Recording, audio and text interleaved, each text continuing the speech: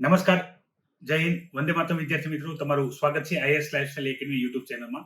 જ્યાં UPSC, GPSC જેવી સ્પર્ધાત્મક પરીક્ષાની તૈયારી કરતા વિદ્યાર્થી માટે હું update video information lecture provide કરું છું. તમારી તૈયારી દરમિયાન તમને પ્રિપરેશન બાબતે કે કોઈ એક્ઝામ બાબતે જે પણ ભરતી આવી હોય એ બાબતે તમને કંઈ પણ મૂંઝવણ હોય તો તમે આઈએસ લાઇફસ્ટાઇલ એકેડમી યુટ્યુબ વિડીયોની અંદર કમેન્ટ કરી શકો છો. તો એના ઉપર જરૂરી માહિતી તમને કમેન્ટમાં પણ આપવામાં આવશે અને મારા દ્વારા વિડીયો ઇન્ફોર્મેશનના માધ્યમથી પણ તમારી જે પણ મૂંઝવણ હોય એ દૂર કરવાનો પ્રયાસ કરવામાં આવે છે. ટૂંક સમય પહેલા જે સ્પીપાની નોટિફિકેશન આવી હતી એની માહિતી મેં તમારા સુધી પહોંચાડી હતી, જેમાં ઘણા બધા વિદ્યાર્થીઓ તૈયારી કરતા હોય છે, એમને માહિતી મળી રહે. તો વિદ્યાર્થી મિત્રો, સ્પીપા જે નોટિફિકેશન આવ્યું છે તાલીમ માટે, તો એની અંદર ઘણા બધા વિદ્યાર્થીઓના ડાઉટ હતા, જે ડાઉટ તમે અમારા ઘણા બધા સેશનમાં અને અન્ય વિડીયોમાં પણ પૂછેલા છે. એ બધા ડાઉટ, એ બધા ક્વેશ્ચનના આન્સર હું તમને આ વિડીયોની અંદર આપવાનો છું. કઈ માહિતી આપણે આ વિડીયોની અંદર ચર્ચા કરવાના છીએ. તો સૌથી પહેલી માહિતી જે છે કે સ્પીપાની અંદર જે તાલીમ આપવામાં આવે છે એની ફીસ શું હોય છે. બીજું, સ્પીપાની અંદર જે હોસ્ટેલ સુવિધા પ્રોવાઈડ કરવામાં આવે છે, બરાબર, એની ફીસ શું હોય છે. પછી સ્પીપાની અંદર જે હોસ્ટેલ સુવિધા હોય છે એના માટે કેટલો રેન્ક અથવા મેરિટમાં કેટલા માર્ક્સ જોઈએ છે એની ચર્ચા કરો. લાઇબ્રેરીની માહિતી, લાઇબ્રેરી કઈ રીતે કરવામાં આવે છે. હોસ્ટેલ જો સ્પીપાની ના મળે તો અધર હોસ્ટેલ જે છે એનો ખર્ચ શું થશે.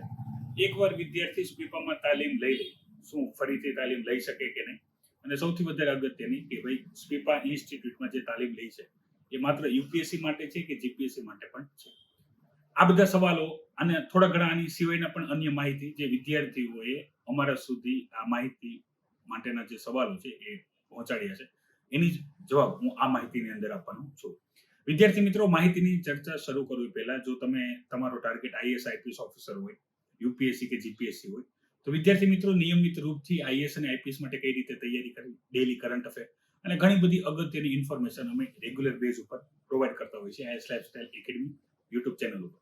તો જો તમે ચેનલમાં નવા છો, ચેનલને સબસ્ક્રાઇબ નથી કરી તો અવશ્ય સબસ્ક્રાઇબ કરી લેજો.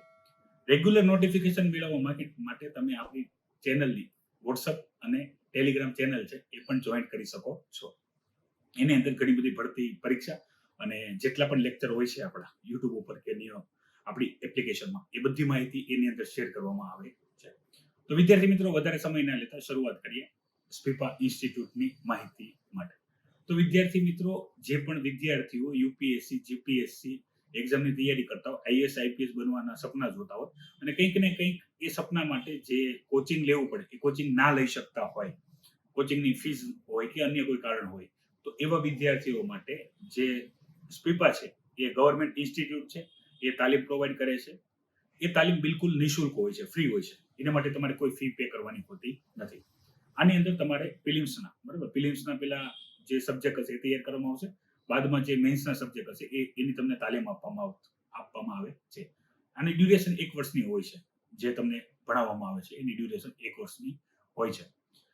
જે વિદ્યાર્થી એક વખત સ્પીપા ઇન્સ્ટિટ્યૂટ સાથે જોડાય છે એની માટે જે આ એન્ટ્રન્સ ટેસ્ટ હોય છે એ તમારે પાસ કરવાની હોય છે. એન્ટ્રન્સ ટેસ્ટ પાસ કઈ રીતે કરવી એની સ્ટ્રેટેજી વિડીયો બહુ જલ્દી આવવાનો છે, તો એ માહિતી તમે જોઈ લેજો.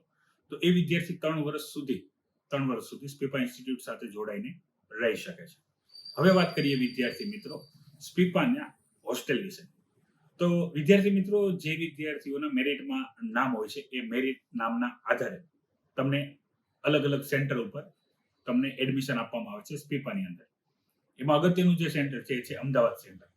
અમદાવાદ સેન્ટર બધા પ્રિફર એટલા માટે કરે છે કારણ કે અમદાવાદ સેન્ટર ઉપર જે હોસ્ટેલ સુવિધા હોય છે સારી હોય છે.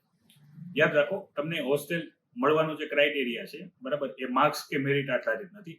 હોસ્ટેલ મળવાનો જે ક્રાઇટેરિયા છે એ છે વેકેન્સી આધારિત. માની લો કે હોસ્ટેલમાં જો જગ્યા ખાલી નથી તો તમને હોસ્ટેલ મળશે નહીં, અને હોસ્ટેલમાં જગ્યા ખાલી છે તો હોસ્ટેલ મળશે, બરાબર. ગમે એટલા માર્ક્સ હોય, ગમે એટલો રેન્ક હોય, અવેબિલિટી ઉપર આધાર રાખશે. હોસ્ટેલની કોઈ પણ ફી નથી, હા, પણ જો તમને હોસ્ટેલ નથી મળતું તો તમારે અન્ય પીજીમાં તમારે રહેવું પડશે. યાદ રાખશો, ખાવા પીવાનો ખર્ચો વિદ્યાર્થીનો હોય છે, હોસ્ટેલ મળે તો પણ, ના મળે તો પણ. અને જો હોસ્ટેલ નથી પણ મળતું તો એવી સ્થિતિમાં તમે જે પીજીમાં રહેશો તો એનો અંદાજિત ખર્ચ ઘણા બધા વિદ્યાર્થીઓ પૂછેલો હતો, તો હું એ જણાવી દઉં છું, 6,000 થી 10,000 રહેશે પર મંથ, બરાબર. એમાં રહેવાનું, જમવાનું, પછી તમારું ટ્રાન્સપોર્ટેશન અને તમારા જે કપડા, બરાબર, એને ધોવું અને સાફ સફાઈ, એ બધું આવી ગયું, બરાબર. અલગ અલગ પીજીમાં સુવિધાને આધારે અલગ અલગ ફીસ હોય છે, બરાબર. કોઈ સસ્તા હોય છે, બરાબર, કોઈ સંસ્થાના હોય તો, અને કોઈ પર્સનલ હોય, પ્રાઇવેટ હોય તો મોંઘા હોય છે. એટલે મેં તમને રેન્જ આપી દીધી છે, બરાબર. મિનિમમ 6,000 છે, બરાબર, અને એનથી બી વધારે છે. તો આ વાત થઈ ગઈ વિદ્યાર્થી મિત્રો હોસ્ટેલને લઈને.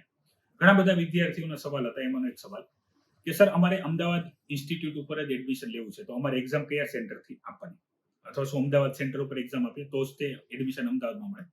તો આનો જવાબ છે વિદ્યાર્થી મિત્રો, તમે એક્ઝામ કોઈ પણ સેન્ટર ઉપર આપી શકો છો. અલગ અલગ સેન્ટર ઉપર સ્પીપાની એક્ઝામ લેવાતી હોય છે. તમે ફોર્મ ભરેલું હશે તો તમને તમારું નિયર બાય કોઈ પણ સેન્ટર હશે એ મળી ગયું હશે. તમે કોઈ પણ સેન્ટરથી એક્ઝામ આપો, તમારું મેરિટમાં જ્યાં જેટલામો નંબર હશે એ નંબર અનુસાર જે પણ સેન્ટર ઉપર તમને એડમિશન મળી શકતું હશે એ સેન્ટર ઉપર તમને એડમિશન મળશે, બરાબર. અમદાવાદ હોય તો અમદાવાદ, અધર સેન્ટર હોય તો અધર સેન્ટર. જો તમે અમદાવાદ સેન્ટર નથી મળતું, અધર સેન્ટર તમારે સિલેક્ટ નથી કરવા, તો એ તમારી મરજી રહેશે, તમારી ચોઈસ રહેશે, બરાબર. નેક્સ્ટ યર તમે ફરીથી એપ્લાય કરી શકશો. હવે વાત કરી લઈએ વિદ્યાર્થી મિત્રો સ્પીપા લાઇબ્રેરી વિશે. તો સ્પીપા લાઇબ્રેરી 24 કલાક ખુલ્લી હોય છે. તમે 24 કલાક એની એક્સેસ કરી શકો છો તૈયારી કરવા માટે થઈને. અને સ્પીપાની અંદર જવાના મેઇન જે ફાયદા હોય છે વિદ્યાર્થી મિત્રો એ છે કે અત્યારે કદાચ તમે તૈયારી કરતા હો તો તમારી સાથે તૈયારી કરતા તમારા મિત્રો બની શકે જીપીએસસીની તૈયારી કરતા હોય, તમે યુપીએસસીની તૈયારી કરતા હોય, મીડિયમ માટે અલગ કોઈ હિન્દી મીડિયમ હોય, કોઈ ઇંગ્લિશ હોય, કોઈ ગુજરાતી હોય, તો એ ગ્રુપ ના હોય. તો સ્પીપામાં તમારી જેવા તૈયારી કરતા મહેનતુ જે વિદ્યાર્થી હોય એનો એક ગ્રુપ મળી રહી છે. તો એ ગ્રુપમાં તમને તૈયારી કરવાનો જે મોકો છે એ બહુ સારો થતો હોય છે. સ્પીપા પ્રિપરેશનને લઈને પ્રીવિયસ યર 2023 નું તમને વાત કરું તો ત્યારે પણ માહિતી આપી રાખેલી છે. જે વિદ્યાર્થી ઓલરેડી અત્યારે જે તૈયારી કરી રહ્યા છે એમને પણ કોઈ ડાઉટ હોય તો જૂના સ્પીપાના લેક્ચર આપણા યુપીએસસી જીપીએસસી પ્લેલિસ્ટની અંદર જઈને જોઈ શકે છે. અને એમાં પણ ખ્યાલ ન આવે અને નવી માહિતી તમે ઈચ્છતા હો તો પણ તમે કમેન્ટ કરી શકો છો. આની સિવાય જો તમે હજી આ માહિતી એવા વિદ્યાર્થી જોઈ રહ્યા છે જે હજી સ્કૂલિંગમાં છે, મતલબ સ્કૂલિંગ પાસ કરવાનું છે, અથવા કોલેજમાં છે, બરાબર, કોલેજમાં આવ્યા છે અને તમારો ટાર્ગેટ કંઈક ને કંઈક સ્પીપા છે, બરાબર, અને તમારે તૈયારી કઈ રીતે કરવી છે એ માહિતી જોતી તો પણ વિડીયોની કમેન્ટ બોક્સમાં કમેન્ટ કરજો. વિદ્યાર્થી મિત્રો અહીંયા અગત્યની જરૂરી જેટલી પણ માહિતી હતી, જેટલા પણ સવાલો તમારા દ્વારા પૂછવામાં આવેલા હતા એની મેં માહિતી તમારી સાથે ચર્ચા કરી છે. માહિતી કેવી લાગી એ પણ જણાવજો. હજી પણ કોઈ ડાઉટ હોય તો પણ જણાવજો. અને આની સિવાય અન્ય કોઈ માહિતી જરૂર હોય યુપીએસસી જીપીએસસી એક્ઝામને લઈને તો પણ તમે જણાવજો.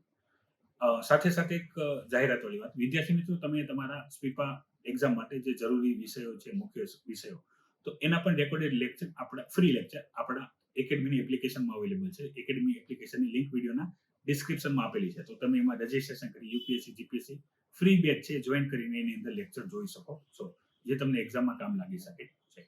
એક્ઝામની પ્રિપેરેશન લક્ષી માહિતી બહુ જલ્દી ટૂંક સમય યુટ્યુબ ચેનલ ઉપર આવશે. એ માહિતી પણ તમને ઉપયોગી થશે, કઈ રીતે તૈયારી કરવી જોઈએ કે જેથી તમારો નંબર મેરિટ રેન્કમાં ઉપર આવે ને તમારે જો કદાચ અમદાવાદ સેન્ટર સિલેક્ટ કરવાનું, બરાબર, બીજા બધા સેન્ટર એ સારા જ છે, એવું નથી કે અમદાવાદ સેન્ટર હશે તો તૈયારી થઈ શકશે, પણ તમે તમારા નિયર બાય સેન્ટરથી પણ જો કામ કરશો તો પણ તમને સફળતા મળી શકે છે, બરાબર. અગત્યનું જે છે એ છે ગાઈડન્સ.